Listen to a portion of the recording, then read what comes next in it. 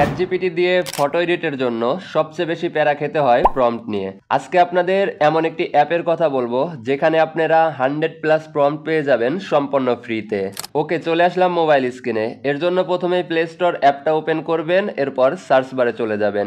এখানে pix prompt লিখে search করে দিবেন। এখান থেকে দ্বিতীয় নম্বরে যে অ্যাপটা দেখতে পাচ্ছেন, অ্যাপের লোগোটা ভালো করে লক্ষ্য করুন। এই অ্যাপটা আপনার ফোনে ইনস্টল করে নেবেন। আমার অলরেডি ইনস্টল করা আছে, আমি অ্যাপটা ওপেন করে নিচ্ছি।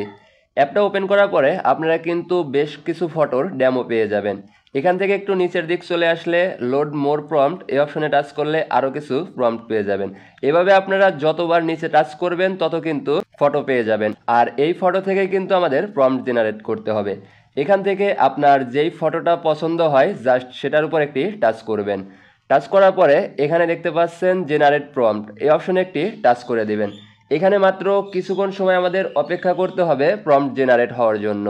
ওকে, আমাদের প্রম্পট জেনারেট কমপ্লিট। এরপর কপি প্রম্পট এই অপশনে টাচ করে প্রম্পট আমরা কপি করে নিব। আর এটা যেহেতু আমরা ফ্রিতে পাবো, এর জন্য কিন্তু আমাদের সামনে অ্যাড আসতে পারে, সেটা আমরা স্কিপ করে দিব।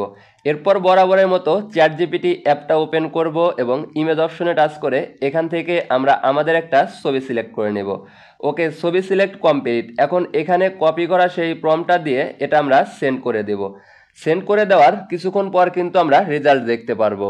ওকে, আমাদের ফটো এডিট কমপ্লিট। জাস্ট আপনারা রেজাল্টটা একটু দেখুন, এক কথায় অসাধারণ। অনেকের ক্ষেত্রে ফটো এডিটের পর ফেস চেঞ্জ হয়ে যায়, সেক্ষেত্রে আপনারা এই ভিডিওটা দেখতে পারেন যেখানে ফেস চেঞ্জ প্রবলেম 100% সলভ করতে পারবেন।